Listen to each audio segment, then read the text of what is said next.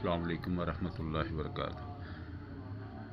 जी, एक और नुस्खा जो है वो चांदी का जो है ना वो मैं पेश करता हूँ।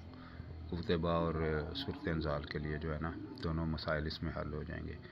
1 तोला चांदी जो है ना इसको पतरा करवा लेना, 5 पैसे जितना बारीक, और इसे 10 ग्राम का हो तो 10 ग्राम इसमें सिमलफार और 10 ग्राम ही गंधक जो है ना इसे आपस में खरल कर लेना। सिर्फ दोनों चीज़ों को खरल करना है। तो मिसले गुबार करके इतना अंडे की सफ़ेदी डालनी है कि ये सिर्फ लेप ही बन जाए, ज़्यादा नरम लेप ना हो। तो इसको चांदी के पतरे के ऊपर लेप कर देना चारों तरफ से कि चांदी का पतरा नज़र ना आए।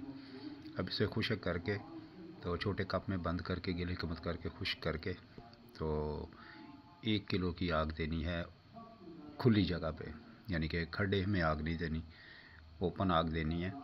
और आधे उपले नीचे आधे ऊपर लगा के तो आग लगा देनी है। जब ठंडी हो जाए निकालें, फूली होगी, इसे खरल में डालें। बड़े आराम से ये जो है ना खरल हो जाएगी, मिसले गुबार हो जाएगी। आधे चावल से 1 चावल इसकी मकदार खुराक है। 3 से 7 दिन दूध के साथ इस्तेमाल करवाएं। तो ब्लड प्रेशर के मरीज़ जो हैं वो इससे दूर रहें। बाकी इसमें जो है इसका वज़न जो है वो 15 से 19 ग्राम तक आएगा इंशाअल्लाह अल्लाह के फजल व करम से। अगर 10 ग्राम है तो 15 से 17 ग्राम होगा, और अगर 12 ग्राम है तो 17 से 19 ग्राम इंशाअल्लाह।